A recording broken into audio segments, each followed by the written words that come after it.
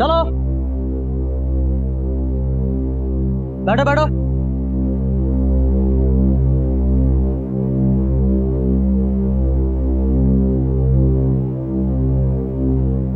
आप सब लोग का स्वागत है। अब कार्यक्रम का आनंद लीजिए।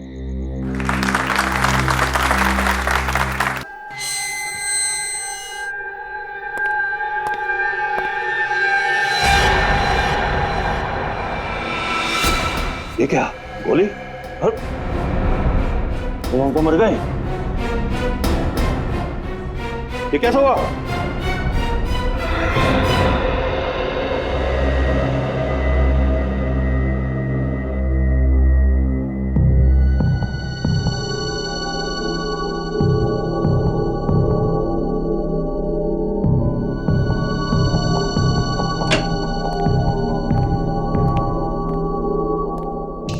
मेरी अनमोल चीज कहाँ चली गई? समझ में नहीं आ रहा।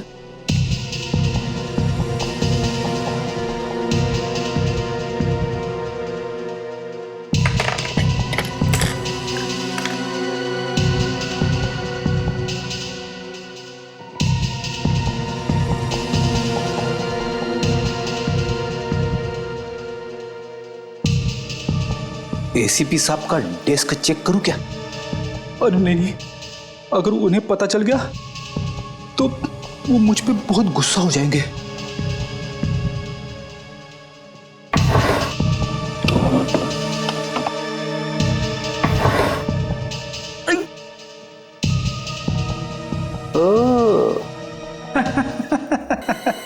मिल गया मिल गया मिल गया, मेरा अनमोल पेन मिल गया। अब मुझे कवि बनने से कोई नहीं रोक सकता।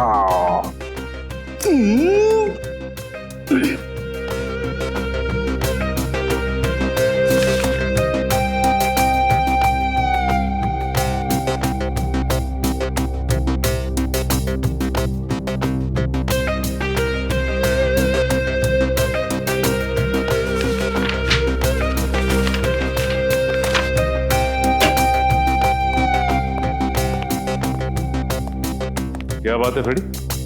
अपने आप से क्या बातें कर रहे हो? बात ही कुछ ऐसी है। भाई ऐसी क्या खुशी की बात है? हमें भी तो बताओ। सुनना तो आपको पड़ेगा ही। मैं जानता हूं सर, एक आप ही है जो मेरी कला की कदर करते हैं। तुम्हारी कला की कदर? ये कागज क्यों फैला है यहाँ पे? इन्हें कागज मत कहिए सर, ये एक कवि के दिल के अनमोल रतन है। कवि के दिल के अनमोल रतन? लेकिन ये कवि कहाँ है? यहीं पे है, इसी बीरो में, आपके सामने खड़ा है। तुम कवि भी हो? क्या बात है। मैंने ऐसी ऐसी कविताएं लिखी है सर, जिन्हें सुन के आपका दिल पसीज जाएगा, आपकी आंखों में से आंसू बहने लगेंगे। तो क्या बात है, सुनाओ। सुनाऊं?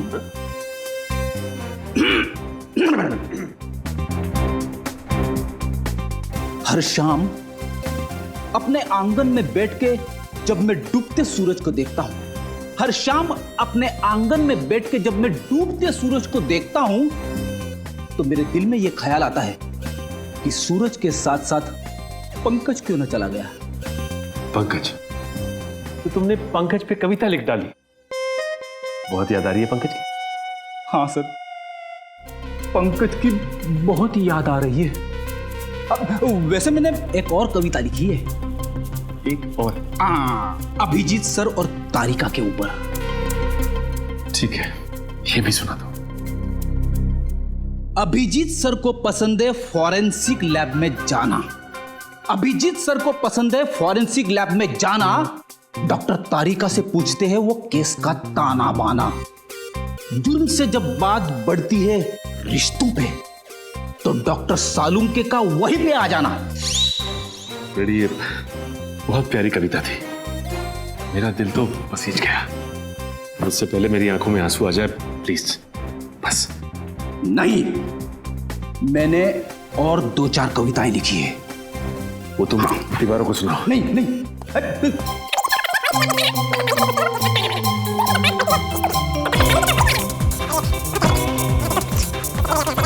प्लीज फ्रेडी, बस बस प्लीज। थैंक गॉड, सही समय पे फोन आ गया। हेलो, क्या खून? तो खून, वो भी जेल में?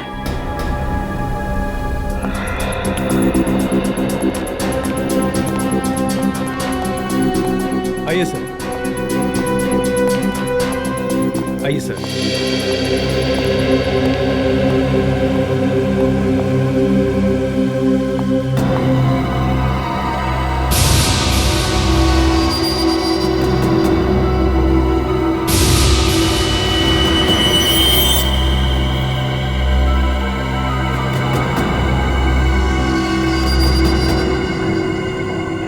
शरीर पे और कहीं भी कोई चोट या जख्म का निशान नहीं है। इसकी मौत गोली लगने की वजह से ही हुई है।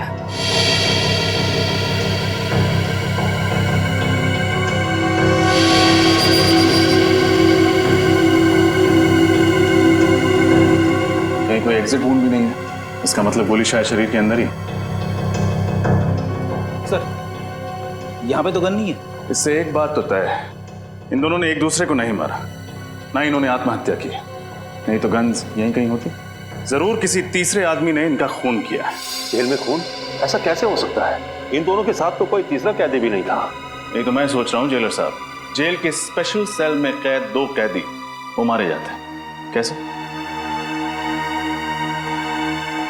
किसी ने गोलियां चलने की आवाज भी नहीं सुनी? नहीं सर, फंक्शन में गाना इतना तेज बज रहा था कि ठीक से कुछ भी सुनाई नहीं दे रहा था। गाना जितना भी तेज बज रहा हो, गोली की आवाज को नहीं दबा सकता। सर, शायद गन पर साइलेंसर लगा होगा।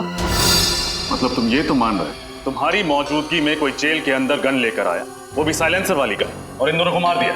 नहीं सर, अंदर तो कोई भी नहीं आया। हम दोनों तो यही पहरा दे रहे थे, है ना? हाँ सर। गोली की आवाज नहीं सुनी, किसी को अंदर आते नहीं देखा। कैसे हो सकता है? कहीं तुम दोनों भी बाहर फंक्शन में गाना सुनने तो नहीं चले गए थे? नहीं सर, हम दोनों तो यहीं थे। आप जेलर साहब से पूछ लीजिए। ये ठीक कह रहे हैं, ये दोनों यही ड्यूटी कर रहे थे। सर, मैं इन दोनों को फोरेंसिक लैब ले जाती हूँ। विकी और चंदन की लाश की पोजीशन को देख के लगता है कि जिस वक्त गोली चली वो दोनों जमीन पर लेटे हुए थे। शायद दोनों सो रहे होंगे जब इन्हें गोली मारी गई। लग तो ऐसा ही रहा है, लेकिन देखना ये गोली चली कहाँ से। बड़ी एक बात तो तय है कि इन्होंने आत्महत्या नहीं की, एक दूसरे पर गोली नहीं चलाई। गोली चलाई किसी तीसरे आदमी ने, और जिस वक्त गोली चली इस सेल में इन दोनों के अलावा और कोई भी मौजूद नहीं था। सेल का दरवाजा भी बाहर से बंद था, तो गोली सेल के अंदर से तो चली नहीं, गोली सेल के बाहर से चली। शायद यहां से। एक काम करो, लाश की पोजीशन पर लेट जाओ।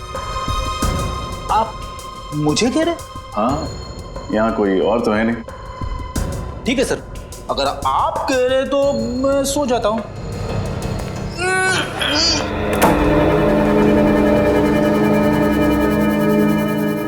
रेडी?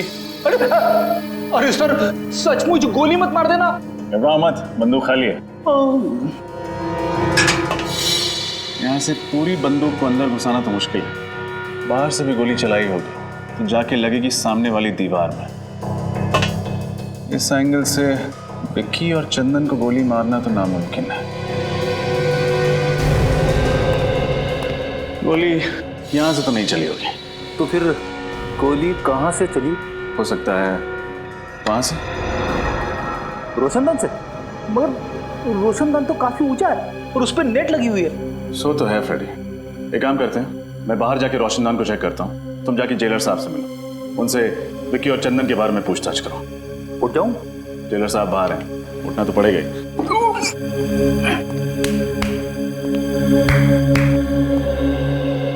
जेलर साहब, ये विकी और चंदन किस जुर्म की सजा काट रहे थे? ये दोनों बैंकों और अमीर लोगों के घरों में घुसकर चोरियां किया करते थे। ऐसे कैदियों को स्पेशल सेल में नहीं रखा जाता ना? ठीक है, ज्यादातर हम लोग ऐसे खूंखार कैदियों को स्पेशल सेल में रखते हैं जिन्होंने खून वगैरह किया। तो फिर आपने उन्हें वहां पे क्यों रखा है? आपने दम कर दिया था इन्होंने, रोज किसी न किसी के साथ मारा मारी झगड़ा, इसलिए मैंने इन दोनों को दूसरे कैदियों से अलग कर दिया। झगड़ा मारा मारी? फिर तो काफी दुश्मन बना लिए होंगे इन दोनों ने इस जेल में। कोई भी कैदी इन्हें पसंद नहीं करता था। जेलर साहब, खून किसी कैदी ने किया है, लेकिन सर उनकी सेल के बाहर हमेशा सिक्योरिटी गार्ड का पहरा रहता था। इतनी सिक्योरिटी होने के बावजूद भी 2 खून हो चुके हैं। एक तो मैं सोच रहा हूँ, जबकि हमारे जेल के अनुशासन और नियम बहुत बड़े हैं, उसके बावजूद 2 कैदियों का कत्ल हो गया। हर आदमी की जांच पड़ताल की जाती है, हर चीज की जांच पड़ताल की जाती है, बावजूद उसके मुझे तो अभी तक यकीन नहीं हो रहा कि हमारे यहाँ ऐसा हो गया। आपको यकीन करना पड़ेगा जेलर साहब, क्योंकि हकीकत यह है कि आपकी निगरानी में 2 खून हो चुके हैं। कैदियों से मिलने कौन कौन विजिटर्स आते थे, उन सब की लिस्ट चाहिए मुझे। ठीक है। ये रोशनदान तो काफी ऊंचाई पर है। यहाँ तक पहुंचने के लिए उन्हीं को या तो एक ऊंचा स्टूल या फिर सीढ़ी की या घोड़े की जरूरत पड़ी होगी। लेकिन ऐसा कोई भी सामान यहाँ तक लाना या फिर यहाँ से ले जाना बहुत मुश्किल है। एक खूनी ऊपर कैसे चढ़ा, और अगर वो वहां चढ़ भी गया तो गोली कैसे चलाएगा? क्योंकि जाली के साथ कोई छेड़खानी तो की नहीं गई, ना ही जाली में कोई छेद है। सर, मैंने जेलर साहब से कह के सारे विजिटर्स की लिस्ट मंगवा ली है जो कैदियों से मिलने आते थे। Very good. हाँ डॉक्टर तारिका।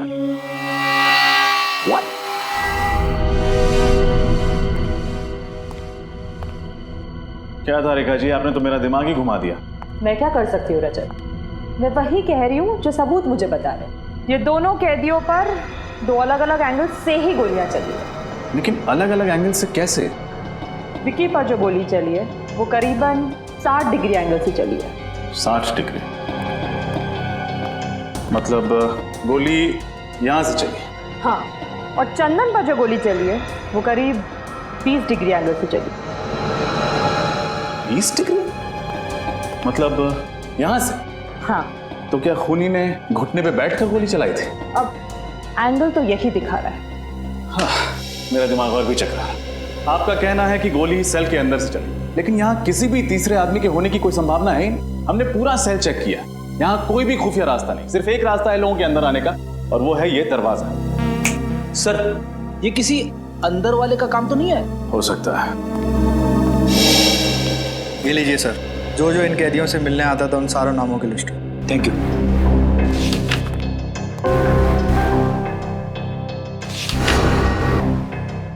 ये देखिए सर, जसलोक नाम का एक आदमी है जो पिछले 1 महीने से 2 कैदियों से मिलने हर रोज जेल में आ रहा है। दोनों कैदियों के नाम? मुन्ना और जकोटा। मुन्ना और जकोटा से मिलते हैं। जल्दी आओ। ये मुन्ना है और ये जकोटा। स्पेशल सेल की 7 वाली जेल में रखा गया है इनको। मुन्ना और जकोटा किस जुर्म की सजा काट रहे हैं तुम? लुटेरे हैं तुम। सुनसान हाईवे पर मुसाफिरों को रोककर उनके पैसे गहने वगैरह छीन लेते हैं। पर कभी किसी मुसाफिर का नुकसान नहीं किया साहब? मुसाफिरों को नुकसान नहीं पहुंचा, लेकिन जेल के अंदर 2 खून कर दिए। 2 खून? साहब ये क्या कह रहे हैं आप? किसी का खून करने के बारे में हम कभी सोच भी नहीं सकते।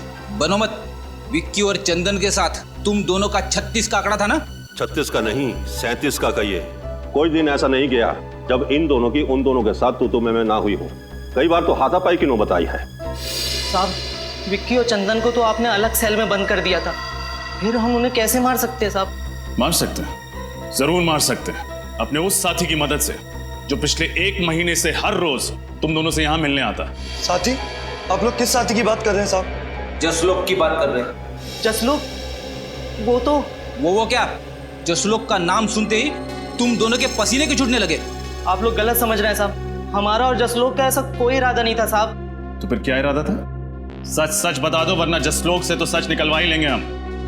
अब हमें सब सच बता देना चाहिए, ना 2 कत्ल का इल्जाम हमारे सर पे आ जाएगा। आपस में खुसुर पुसुर करने से कुछ नहीं होगा।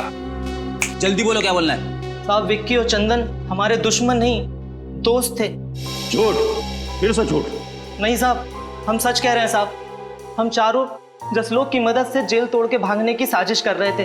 जेल तोड़कर भागने की साजिश? हाँ साहब, इसीलिए उस दिन हमने जेल में झगड़े का नाटक किया था, ताकि आप लोगों को हमारे ऊपर शक ना हो। इतना बड़ा धोखा, इतनी बड़ी साजिश।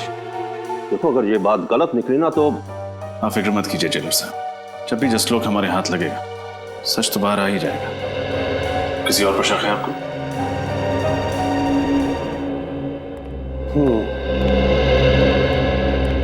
ये अजय और वो सत्तू, इन दोनों की भी बहुत बहसबाजी हुआ करती थी विक्की और चंदन के साथ। बहस तो होगी ना साहब, वो दोनों हर वक्त झगड़ा करने का बहाना ढूंढते रहते थे। हाँ हाँ साहब, बिना झगड़ा करे उनका तो खाना ही हजम नहीं होता था। कहीं तुम दोनों का झगड़ा जकोटा और मुन्ना जैसा नकली तो नहीं था? नकली? नहीं नहीं साहब, ये क्या कह रहे हैं आप? लो, तुमने अपने ही मुंह से कह दिया कि झगड़ा असली था। इसका मतलब तुम लोगों के पास ठोस वजह थी उन दोनों की जान लेने की। नहीं नहीं साहब, हम खूनी नहीं हैं, हम तो मामूली चोर उचक्के हैं, और हम खून क्यों करेंगे उनका? हाँ साहब, वैसे भी जेलर साहब ने उन दोनों को जब से स्पेशल सेल में डाला है तब से हम दोनों का वहाँ आसपास भटकना भी मुश्किल हो गया था। चलो साहब, ऐसे कौन कौन से लोग हैं जो स्पेशल सेल में जा सकते हैं? सबसे ज्यादा तो इस मनोहर का जाना आना होता था उस सेल में। यही उस सेल की साफ सफाई किया करता था। हाँ साहब, मेरी बदकिस्मती थी कि मैं ही उस सेल की साफ सफाई करता था। क्यों, ऐसा क्या हुआ था? हाँ साहब, बेवजह झगड़ा करते थे, धक्का मारते थे, कई बार तो उन्होंने थप्पड़ भी मारे थे।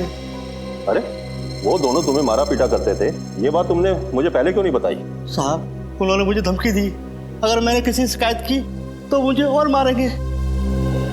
मनोहर, कहीं ऐसा तो नहीं कि वो दोनों तुम्हें बहुत तंग करते थे इसलिए तुम्ही ने उन दोनों का?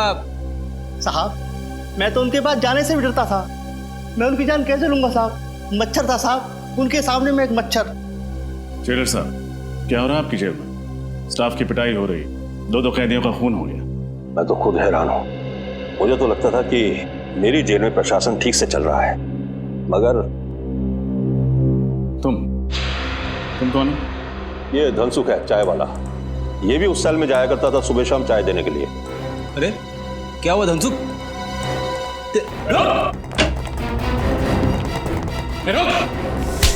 मुझे छोड़ दीजिए साहब, मुझे छोड़ दीजिए। क्यों छोड़ दे? मैंने कुछ नहीं किया। कुछ किया नहीं तो बात क्यों रहा था? मैं डर गया था साहब। बेगुनाह लोग डरते नहीं, ये समझे? क्या तुम्हारा भी कोई झगड़ा हुआ था उनके साथ? नहीं साहब, मुझसे तो दोनों प्यार से बातें करते थे। आखिरी बार चाय कब देने गए थे उन्हें? यही कोई 7:30-8 बजे के करीब। यानी फंक्शन शुरू होने से पहले? हाँ साहब, पर मैं अंदर नहीं गया। क्यों, अंदर क्यों नहीं गए? साहब, मेरी चाय खत्म हो गई थी, इसलिए मैं बाहर से ही वापस आ गया। लेकिन सेल के पास तो गए थे ना, कुछ तो देखा होगा तुमने। क्या उस वक्त दोनों ठीक थे? हाँ साहब, दोनों अच्छे भले थे, आपस में बातें भी कर रहे थे। बातें कर रहे थे? क्या बातें कर रहे थे? कुछ सुना था तुमने? हाँ साहब, याद आया। क्या है? क्या बात है? भाई ये क्या मुसीबत है? मच्छरों ने काट काट कर बेहाल कर दिया है, जीना हराम हो गया है। हाँ? अरे मच्छर काट रहे हैं तो मच्छरदानी मंगवाऊं? जाओ और चुपचाप सो जाओ।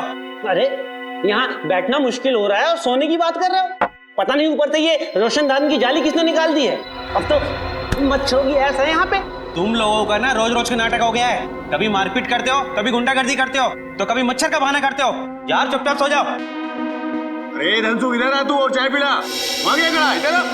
चाय खत्म हो गई, अभी लाता हूँ थोड़ी देर में। भाई मेरे लिए चाय खत्म हो गई, जा जल्दी लेके आ। ओह, तो ये बातें हो रही थी। मगर सर, जब हम पहली दफा स्पेशल सेल में आए तब तो रोशनदान के ऊपर नेट लगा हुआ था ना? हाँ फ्रेडी, मैं भी यही सोच रहा हूँ। हुआ कुछ ऐसा होगा कि फंक्शन से पहले ही मौका पाकर खूनी ने रोशनदान से नेट हटा दिया होगा। फिर उसने फंक्शन के शुरू होने का इंतजार किया होगा। जैसे ही फंक्शन शुरू हुआ, सब लोग बाहर चले गए और खूनी ने विक्की और चंदन को गोली से मार दिया। फिर वापस भागने से पहले उसने रोशनदान पर नेट वापस लगा दिया।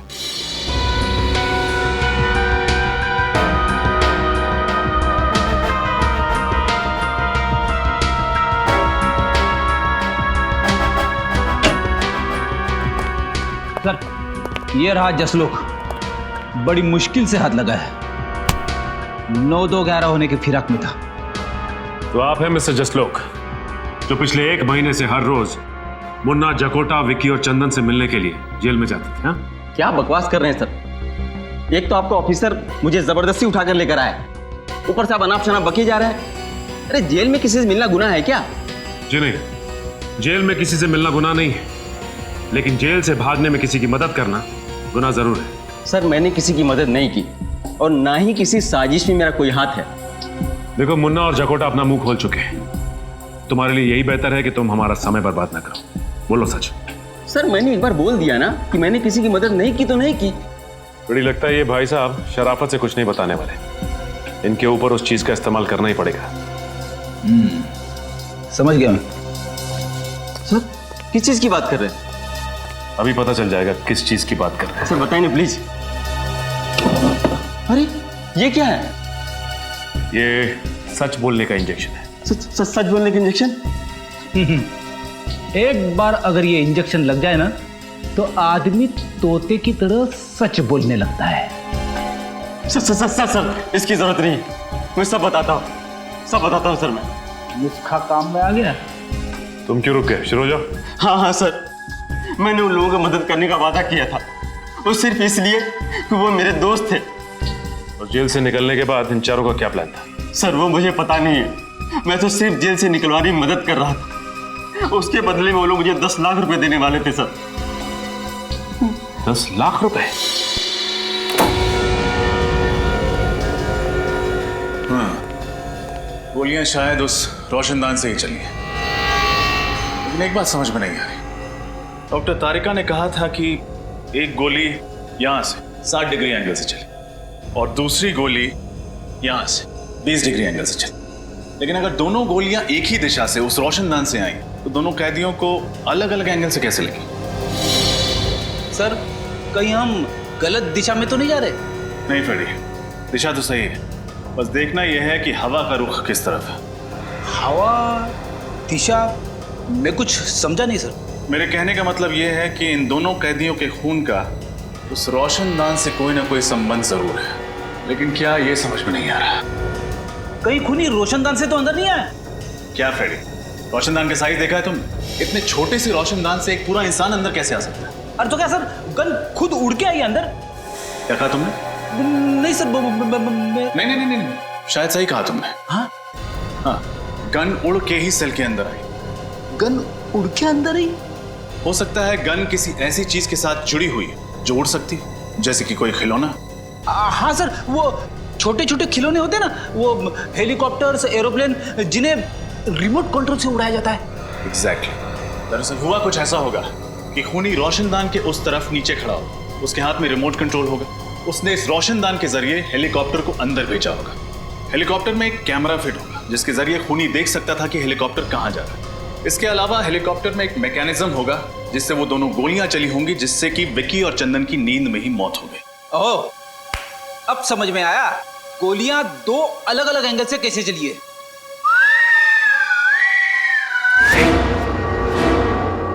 करेक्ट।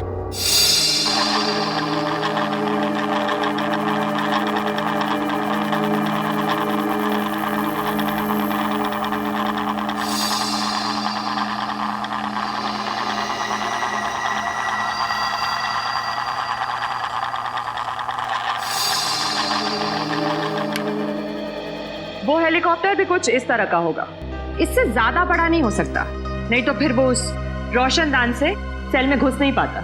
इसका मतलब ये काम किसी अंदर वाले का ही, जिसे अच्छी तरह से पता था कि रोशनदान की लंबाई और चौड़ाई कितनी है। हो सकता है ये आदमी कोई जेल का कैदी या फिर जेल का ही कोई आदमी, क्योंकि बाहर का कोई आदमी इतनी प्लानिंग से खून नहीं कर सकता। सर ये मुजरिम भी क्या नए नए तरीके निकालते हैं खून करने के लिए। अगर इतना दिमाग किसी अच्छे काम में लगा दें तो समाज का कितना भला हो सकता है। हाँ ये बात तो है श्रेया, खूनी ने दिमाग तो बहुत लगाया इसमें। रिमोट वाला हेलीकॉप्टर और रिमोट वाली गन। और इस तरह का हेलीकॉप्टर बाजार में तो मिलता नहीं होगा, खूनी ने जरूर किसी खास दुकान या कारीगर से बनवाया होगा। या शहर में जितनी भी इस तरह की दुकानें हैं जहाँ पे कस्टम मेड चीजें बनती हैं, वहाँ पता करते हैं। अच्छा, वैसा हेलीकॉप्टर चाहिए था आपको? हाँ क्यों? मुझे लगा ऐसे हेलीकॉप्टर से तो जवान लोग खेलते हैं। क्या मतलब है तुम्हारा? मैं बुड्ढा दिखता हूँ तुमको? मेरा वो मतलब नहीं था सर। तो फिर क्या मतलब था? मुझे सिर्फ इतना बताओ, तुम्हारे पास इस तरीके का हेलीकॉप्टर है या नहीं? नहीं। अरे तो पहले बताना चाहिए था। इतनी देर से टाइम पास कर रहा था क्या? सुबह से कोई मिला नहीं? Excuse me. हाँ जी। आपकी दुकान में रिमोट कंट्रोल से चलने वाला हेलीकॉप्टर मिलता है? नहीं, ऐसा हेलीकॉप्टर तो हमारे दुकान में नहीं मिलता है। अगर ऐसा हेलीकॉप्टर आपकी दुकान में नहीं मिलता है तो आपको पता तो होगा ये कहाँ मिलता है। एक काम कीजिए सर, आगे चले जाइए और पूछ लीजिए, उनको शायद पता होगा कहाँ मिलता है। आपको नहीं पता? नहीं। तो ऐसा बोलो ना।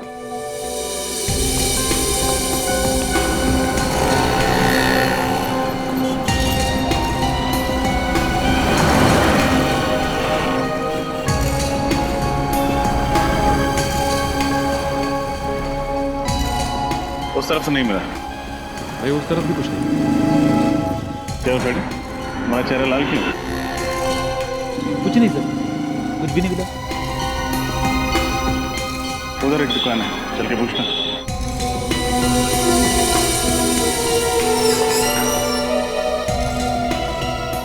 कहिए सर, क्या चाहिए आपको? आपकी दुकान में रिमोट वाला हेलीकॉप्टर मिलता है? हाँ जी मिलते हैं सर। दिखाइए जरा। फिलहाल तो सब बिक चुके हैं, अगर आप कहें तो आपके लिए ऑर्डर से मंगवा देता हूँ। जी नहीं, उसकी जरूरत नहीं। आप हमें सिर्फ ये बताइए कि उस हेलीकॉप्टर पे गन और कैमरा क्यों फिट किया आपने? गन कैमरा, ये क्या कह रहे हैं आप लोग? बिल्कुल ठीक कह रहे हैं हम। हमें अच्छी तरह से मालूम है कि उस तरह के हेलीकॉप्टर सिर्फ आपकी दुकान पे मिलते हैं, इसलिए आप ये बताइए कि उस हेलीकॉप्टर पे आपने गन और कैमरा क्यों फिट किया? आप लोग बेवजह मुझे बदनाम कर रहे हैं। अच्छा, तो आप लोग ऐसे नहीं माने, मैं अभी पुलिस को फोन करता हूँ। लीजिए, आपने मदद मांगने के लिए फोन उठाया ही था और सीआईडी हाजिर। सीआईडी? जी हाँ, सीआईडी। अब बताइए, किसके कहने पर आपने एक खास हेलीकॉप्टर बनवाया था? किसी के नहीं सर। किसी के नहीं? दो खून हुए हैं आपके इस कातिल खिलौने से, और वो भी जेल में। दो खून, वो भी जेल में? ये बताइए कि किसके लिए किया है ये सब आप, बोलो। मैं सच कह रहा हूँ सर, मैं इस बारे में कुछ नहीं जानता। आप नहीं जानते तो शायद कोई और जानता होगा। आपके अलावा और कौन है इस दुकान में? इस दुकान में तो मेरे अलावा बस मेरा आदमी राजेश। कहाँ है राजेश? बुलाओ उसे। वो तो अभी बाहर गया है, बस आता ही होगा। ये लीजिए राजेश, ये लोग सीआईडी से हैं। सीआईडी? रुक।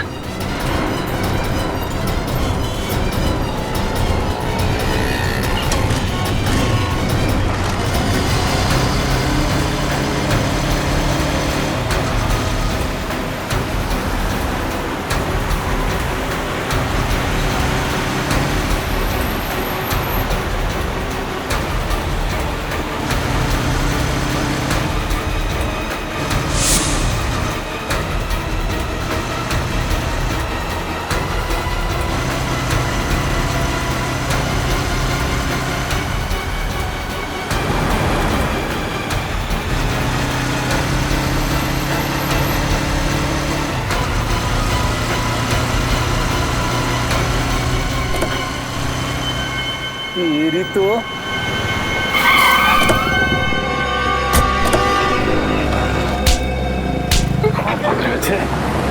अगर हेलीकॉप्टर में भागते तो शायद बच भी जाते, लेकिन अफसोस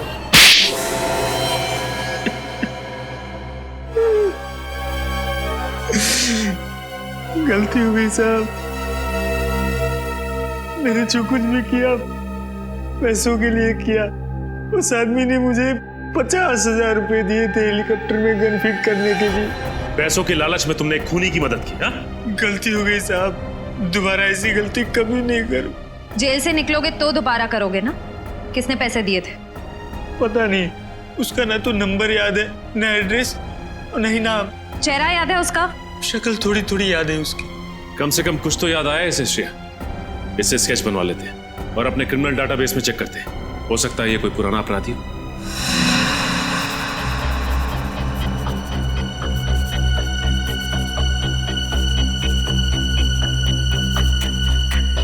आंख सर थोड़ी सी छोटी और थोड़ी सी लंबी।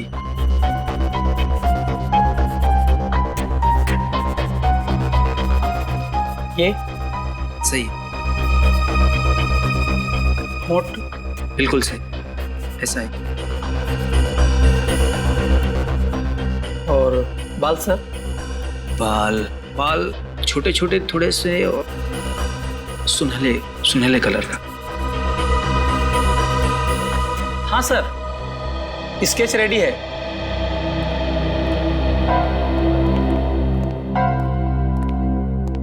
ये वही आदमी है? यस मैम, वही है। श्रेया, काम कर, अपने क्रिमिनल डाटाबेस में देखो, हो सकता है पुराना क्रिमिनल हुई। सर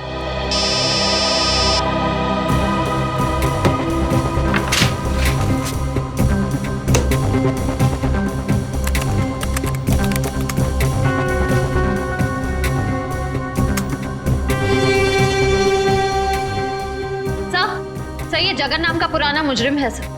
ठीक है, मैं बाद में फोन करता हूँ। सर चोरी चकारी के जुर्म में कई बार जेल की चक्की भी पीस चुका है। छोटा मोटा चोरी करने वाला ये खूनी कब से बन गया? सर पिछले 6 महीने से उसी वसंत वज्र जेल में था, जहाँ पर विक्की और चंदन भी थे।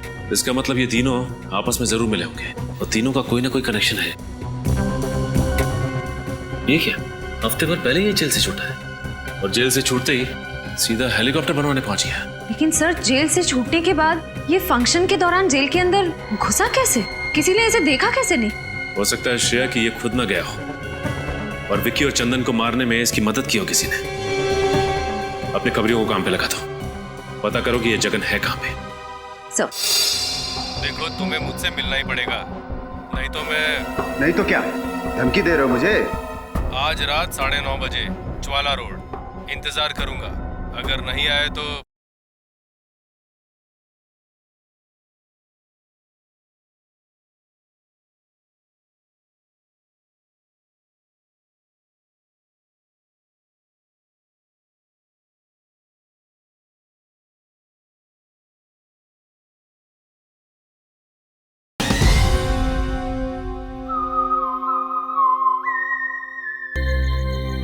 देखो रिंकू, अगर तुम्हारी खबर गलत निकली ना तो सोच। क्या साहब, रिंकू की खबर आज तक गलत निकली है?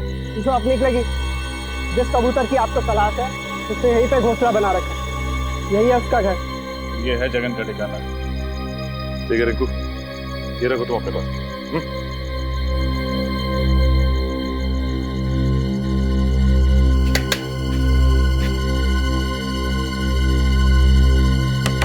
कौन है?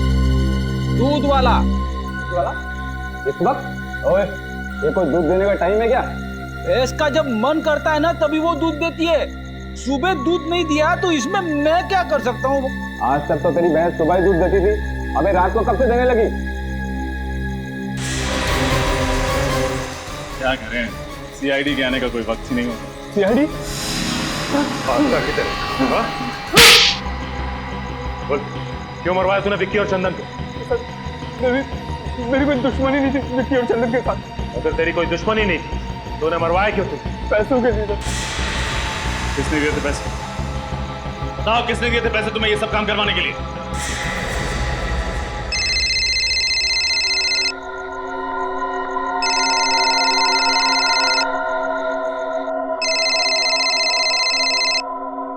हेलो, मैं जगन बोल रहा हूँ। मैंने तुमसे कहा था ना, तुम मुझे कभी फोन मत करना। देखो, मैं तुमसे मिलना चाहता हूँ। तुम्हारा दिमाग तो खराब नहीं हो गया? देखो, तुम्हें मुझसे मिलना ही पड़ेगा, नहीं तो मैं। नहीं तो क्या धमकी दे रहे हो मुझे? आज रात 9:30 बजे ज्वाला रोड इंतजार करूंगा, अगर नहीं आए तो। नहीं आए तो क्या कर लोगे? हेलो हेलो, नहीं आया तो क्या कर लोगे?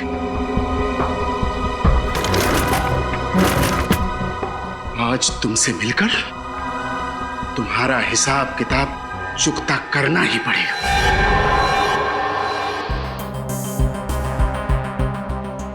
अब तो मैंने आप लोगों का काम कर दिया है, अब मैं जाऊं सर? अरे ऐसे कैसे जाने दे? अभी तक तो तुमने इंसाफ का आटा गूंदा है, प्रायश्चित की रोटी तो पकानी अभी बाकी है। इंसाफ का आटा, प्रायश्चित की रोटी? मैं कुछ समझा नहीं सर। तुमने खूनी को हमारे बनाए हुए जाल में तो बुला लिया, लेकिन तुम्हारा काम अभी खत्म नहीं होता है। उसे गिरफ्तार करने के लिए तुम्हें हमारे साथ चलना। नहीं सर, मैंने उसे धमकी देकर उसे बहुत गुस्सा दिला दिया। अगर मैं वहां गया ना तो वो मुझे भी मार डालेगा। बड़ा डर लग रहा है तुम्हें मौत से? उस वक्त एक बार भी नहीं सोचा जब जेल में 2 कैदियों को मौत के घाट उतारने की प्लानिंग चल रही थी? सर, मैंने जो कुछ भी किया उसके लिए मैं बहुत शर्मिंदा हूं। मैं आप लोगों से वादा करता हूं सर कि आज के बाद मैं कोई भी गुनाह नहीं करूंगा। कैसे करें तुम्हारे वादे पे यकीन? एक जुर्म की सजा काट के आए हो और दूसरा गुनाह कर बैठे। सर, मेरे लिए नहीं तो कम से कम मेरे बीवी बच्चों के लिए मुझे माफ कर दीजिए। मेरे बिना उनका भविष्य अंधकार में हो जाएगा। बड़ी फिक्र है ना तुम्हें अपने परिवार की? जुर्म करते वक्त एक बार भी ख्याल नहीं आया उनका? सर, मुझे एक मौका दे दीजिए अच्छा इंसान बनने के लिए। मैं आप लोगों को कभी शिकायत का मौका नहीं दूंगा और आप लोग जैसा कहेंगे मैं वैसा करने को तैयार हूं। ठीक है, जिसका भी हाथ है इन सब के पीछे, वो जल्द से जल्द हमारी गिरफ्त में होगा। देखो, मुझे फांसी पे नहीं चढ़ना, तुम्हें सीआईडी से बताना ही होगा कि असली गुनहगार तुम हो, समझे ना? अच्छा, मुझे लगता है तू ऐसे नहीं मानेगा। रुक, तेरा तो एक ही इलाज है। नहीं।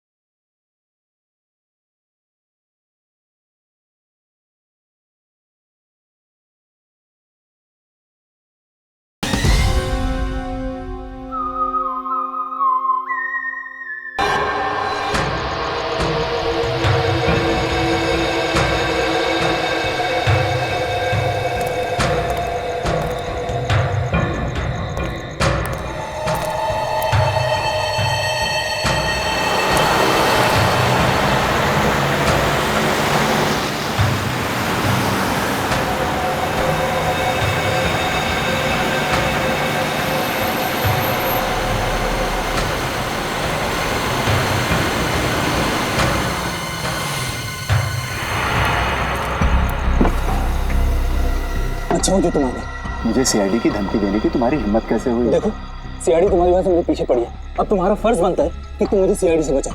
अच्छा, मैंने जो तुमसे काम करवाया उसकी कीमत मैं दे चुका हूँ और तुम्हें सीआईडी से बचाने का मैंने ठेका नहीं ले रखा। देखो मुझे फांसी पे नहीं चढ़ना, तुम्हें सीआईडी से बताना ही होगा कि असली गुनहगार तुम हो, समझे ना? अच्छा, मुझे लगता है तू ऐसे नहीं मानेगा। रुक, तेरा तो एक ही इलाज है। नहीं नहीं नहीं नहीं, इतना बड़ा धोखा। सीआईडी के सामने गोलीबारी अच्छी बात नहीं है।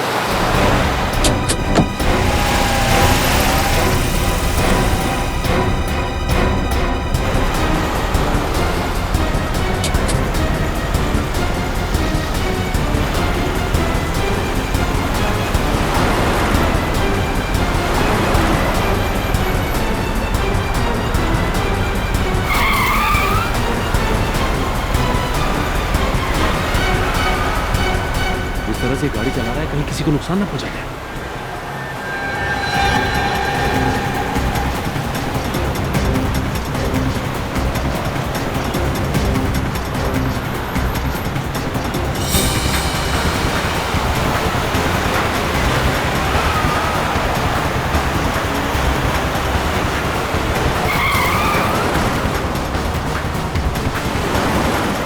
टायर पे गोली मारो।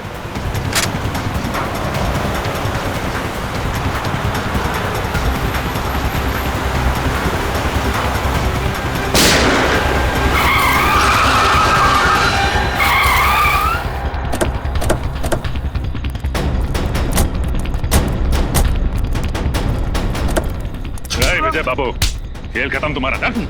जाने दो मुझे, चल जाने दे। जाने दे। शर्म आनी चाहिए तुम्हें, कानून की सेवा करते और दो कैदियों का खून का डाला।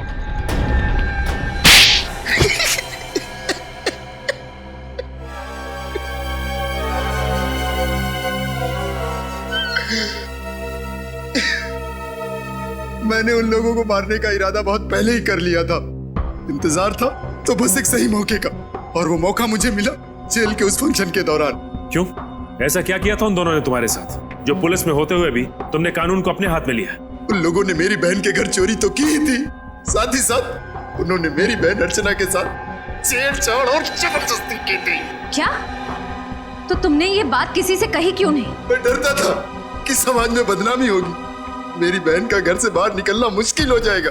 बस इसी डर से मैं अपना मुंह बंद करके बैठा था, और विक्की और चंदन इसी डर का फायदा उठाकर मुझे ब्लैकमेल करने लगे थे। नजरें क्यों चुरा रहे हो विजय बाबू? लगता है हमें देखकर विजय बाबू की आंखों में आंसू आ जाते हैं, इसलिए नजरें चुरा लेते हैं। क्यों? पर चंदन, हमें देखकर विजय बाबू को रोना क्यों आता है? क्योंकि शायद इसे अपनी बहन अर्चना की याद आ जाती है।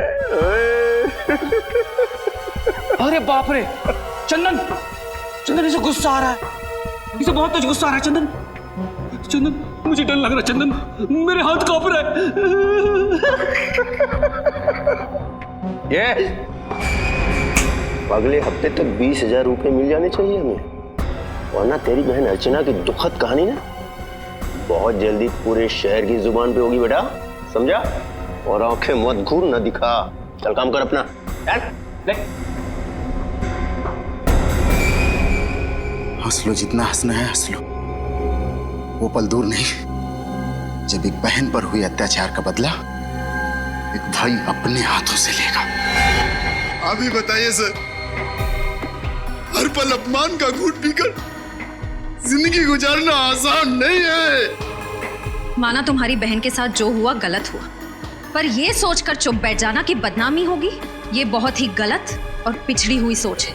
और औरतों पे जुर्म बढ़ने का ये भी एक कारण है। औरतें बदनामी के डर से कानून का दरवाजा नहीं खटखटाती, और चंदन और विक्की जैसे लोगों के हौसले और भी बढ़ जाते हैं। आप शायद ठीक कह रहे हैं, पर अपनी बहन को और दर्द में देखने की हिम्मत नहीं थी मुझ में, इसीलिए उन लोगों को सजा देने का जिम्मा मैंने अपने कांधों पर उठाया, और जगन की मदद से हेलीकॉप्टर में गन लगवाई, और उस गन की मदद से